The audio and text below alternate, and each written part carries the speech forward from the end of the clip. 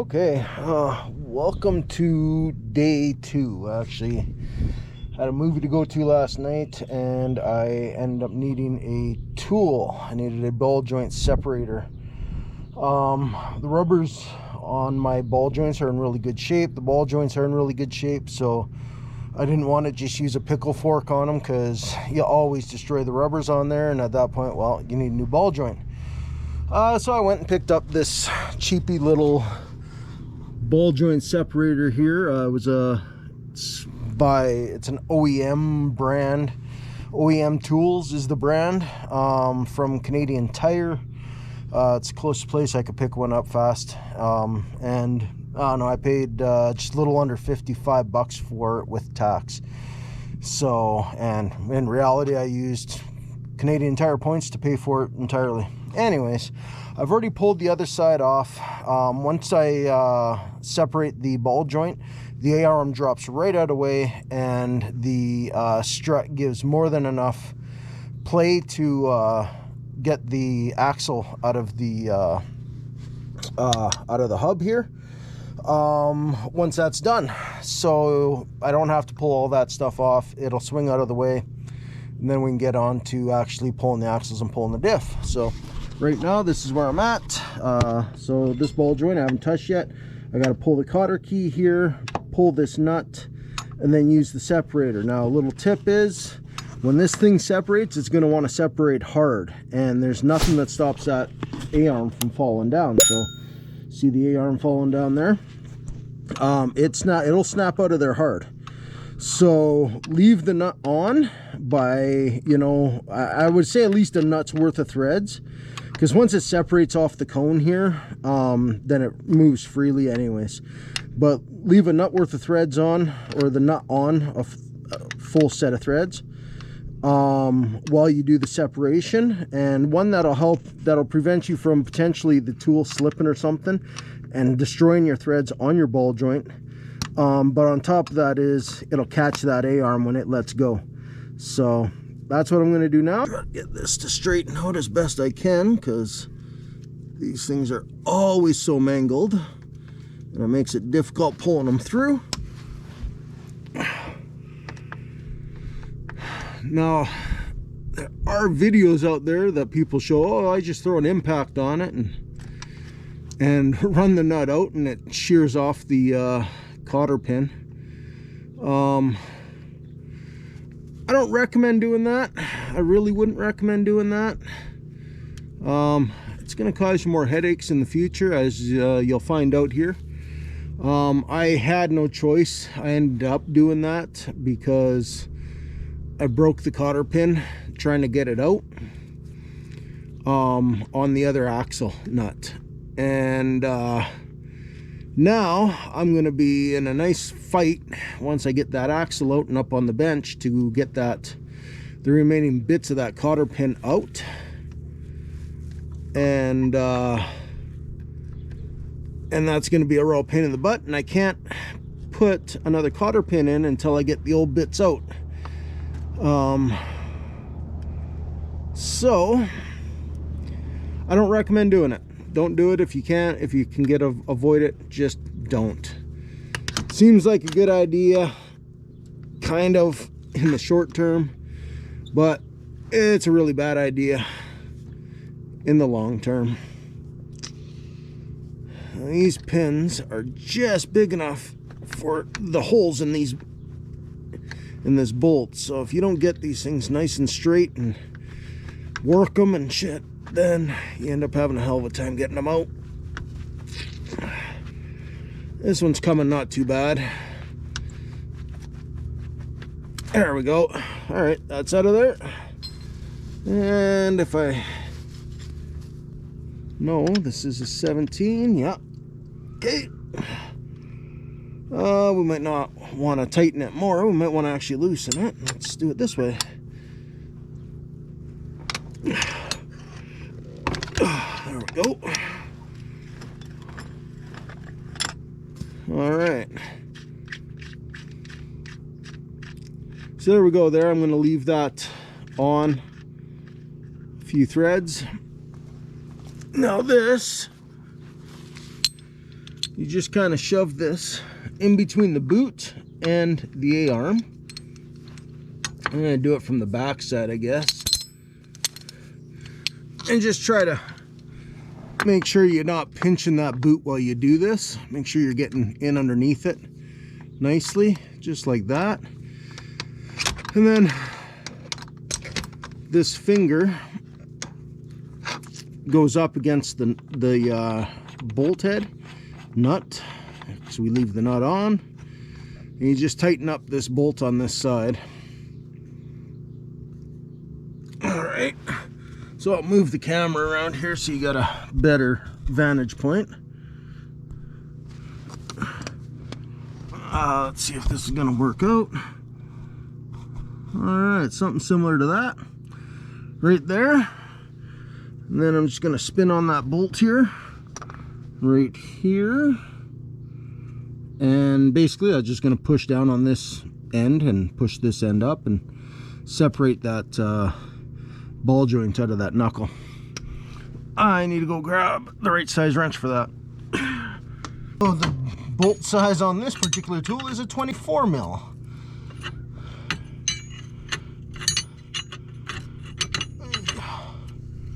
And you just sit here and you just slowly crank on it until she pops.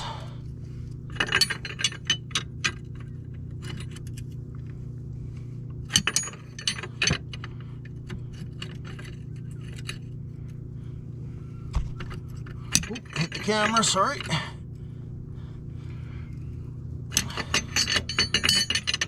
We're starting to build some pretty good pressure right now. I'm just going nice and slow. She'll let go here pretty soon. Should anyways. Hopefully it's not too stubborn.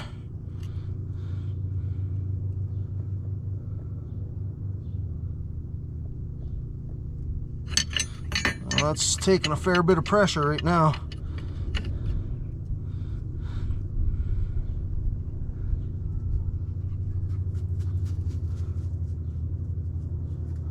Whew. Is that ever taking quite a bit of pressure? Quite a bit more than the other side did.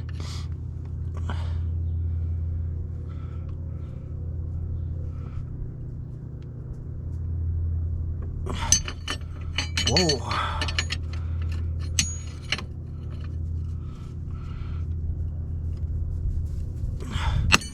There we go.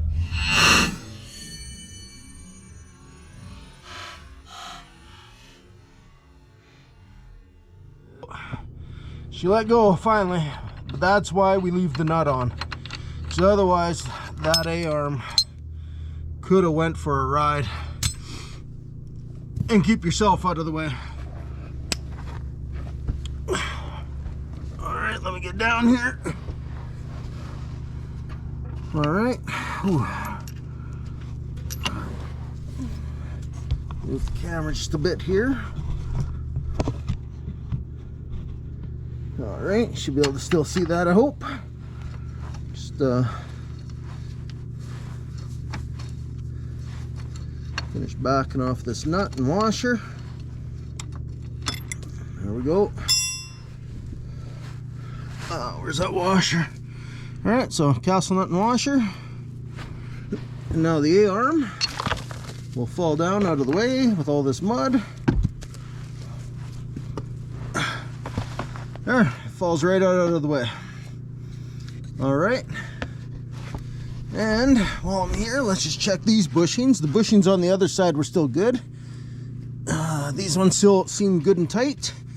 So the A-arm bushings are good. I'm not going to touch those. Just get them out of our way. Now, let's see here if I can get you a better vantage point, hopefully without the sun. It's not gonna work. I think that's gonna have too much sun. Okay, so knuckles right here. Let's turn this up a wee bit. Just like that. Okay, knuckles right here. All right, so now we should have all kinds of play, and we should be able to just push this axle out, kind of pull that away, and just kind of push the swing arm to the back. Now what I'm probably going to do is use either a set of tie straps or bungee cords or something, just kind of hold that out of my way towards the fender of the quad here, the back or the footrest of the quad, and that'll get that out of my way. Now we're free to drop both these axles out. So let me tie these up, get them out of my way, and then we'll pull an axle off on camera here. It's simple. It's basically a should be anyways. I haven't pulled this particular quad apart before, but basically just like a kind of like a wire ring that holds it into the differential, and all you're doing is just kind of pulling that. All it does is provide some pressure so that the axle doesn't easily pop out, but it will pull out with just a couple of good strong yanks. So that is next. And remember, I didn't drain the oil in this thing, so it's going to leak diff oil when I pull that out as well. So whatever was left in it, I put a little bit of paper towel through the axle, the part where the axle goes through the hub, just keep some of the dirt out of there. Obviously we'll give it a nice little cleanup while we're putting it back together, and some new grease, whatever. But so your inner joint actually has your play to go back and forth to accommodate the suspension travel, right? So if you push that in and then you pull hard back, that'll give you a little snapping action and it'll pop out. And so as expected, oh, that looks really crappy. As expected, there isn't a lot of gear oil in there in the first place, which, like, I don't know, a couple rides prior to when I found the leak, I had actually recently just topped it up. But on top of that is it looks a little milky from what I can see on this bit of spline. But also, let's see if I can position this camera without getting the grease on it. Go like this. That might not be down far enough. Let's go with that. You know what? That's not going to work. Let's put it up here. All right, there's the camera there. See if it can be seen. Hopefully. Look at the crud on here. Look at that buildup. Feels smooth. It doesn't feel like it's full of sand or anything. So it might just be a bit of grease. Not sure. So this is what holds it on. This is what I was talking about. There's just a little like a wire ring right here, and it's just a little larger than the splining, and that just kind of keeps that from easily sliding out, and allows the ball joint itself to actually do the movement for the suspension. But yeah, there's a little bit of a greasy buildup there, but it doesn't feel gritty or sandy, so I think that might actually just be some grease. Huh, interesting. All right, well, that's pretty good then. We didn't get much come out of there because there's probably not much left in there. So I'm gonna do the same thing on the other side. Pull that one, and then we actually get to work of actually pulling the whole diff out. I'm gonna fill the axle hole, basically. Yeah, there's a bit of grease in there. I'm gonna fill that hole with some paper towel, prevent any dirt from getting in there. Not that it really matters. We're gonna pull the entire thing apart anyways, but less grit and stuff I gotta try to clean out of there, the better. So alrighty, so that's where we're at. We'll get to the other side, do that. Okay, here we go again. This is the right side. Same idea.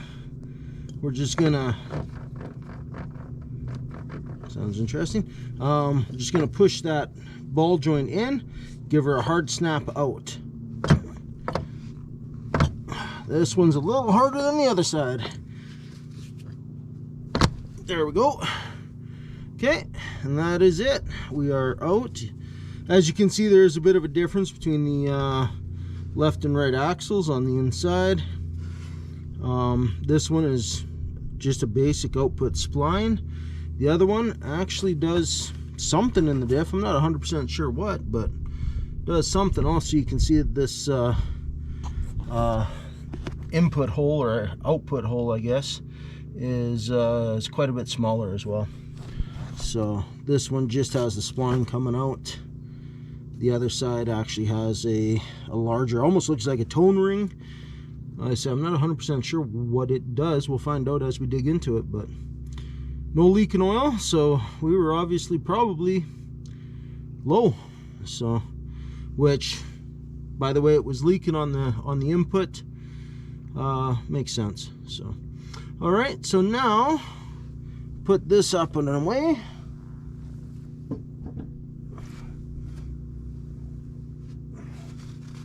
I'm gonna stuff a piece of paper towel in here, just prevent dirt from getting in there. Doesn't matter if I wreck the seal or anything, I'm gonna be replacing them all. So that'll have fresh seals. All right, now we need to disconnect some things. So right here, we need to remove this clamp because it's holding the wires for our actuator. Question is, do I want to take off the actuator here, or do I want to try to find where it plugs and bring it out with the differential? That's a choice to make, because right now it's only a couple of nuts or a couple of bolts. I might remove this piece of plastic and just see if I can find the plug for the wires for that, and disconnect it, take it out with the differential. So the next thing would be, we remove the brake splitter block right there, and we got to remove the 2 bolts for the steering. And then it looks like, watch out, Coco, come on, sweetie. It looks like we got 1 nut and bolt right here for it, 1 down here, and 1 right here. And that is the entire differential comes out after that. So I'm going to get onto that because it's going to be difficult to have my hands in here and try to film anything usable anyways. So I'm just going to disconnect all that right now, and I'll be right back. So I got the 4-wheel drive actuator off. I did take this cover off, and I ran the wire up, and the plug is right up in there, but it is just too tight for me to be able to get that plug undone without risking ripping the wires out. So I removed the actuator instead. It goes right there. It's 3 bolts, not a big deal. The steering stem is now disconnected. The brake splitter is now disconnected. I think all I have left at this point is the 3 mounting bolts for the front differential itself, which on this side you can see a little easier. There's 1 right here, it's a nut on the other side, 1 right here, goes all the way through, nut on the other side, and then 1 right here that goes all the way through, nut on the other side. And then I got to remove the locking lever cable. So basically I'll just disconnect right here, just pull this whole actuator portion off. Or will I don't know, maybe I'll just disconnect the cable itself, we'll see. But that is it. So once I do that, I will have that entire thing pulled out, and then my front propeller shaft slid back into its position. So just pull that back real quick, no big deal. And then the whole thing should be able to slide out. I think I'm going to try to take it out this side. That is there. Alright, so I'm going to get on to removing those 3 bolts and the diff lock actuator here, and get that out. We have removed the A-arms. Unfortunately, that had to happen in order to be able to get to these bolts, get them out, as well as the nuts on the other side. You couldn't get a socket on properly. You were just going to end up stripping them out. So this one you could get onto okay, but you still had to remove the A-arm no matter what for this one. You wouldn't have even been able to pull the bolt out. Let's see here. So we got the steering column removed or unbolted from the diff. We got the differential lock lever removed, and then the cable's just sitting over here, right there. What else? We pulled both A-arms, both sides. Oh, the A-arms, the nuts are actually welded to the frame. I didn't realize that. I was having a hard time getting those off because they're welded, which is beautiful, because then the bolts just pop on out. If you're going to use a power tool, you need a knuckle to get the back bolt out. Other than that, the front one came out with an extension.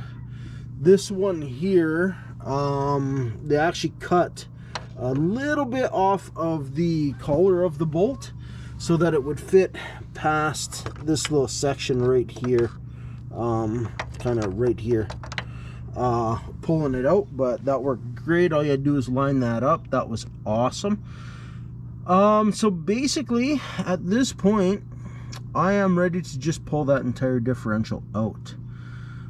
Basically take a pry bar to it, or a big screwdriver, whatever, kind of wiggle it out of its position, and then try to slide it out this side, which I'm at the left side of the quad right now. So that's where we're at. Oh, here's the little arm for the diff lock actuator. Little tip on that is trying to get, let me hold the camera here, trying to get the cable out of through this little slot here.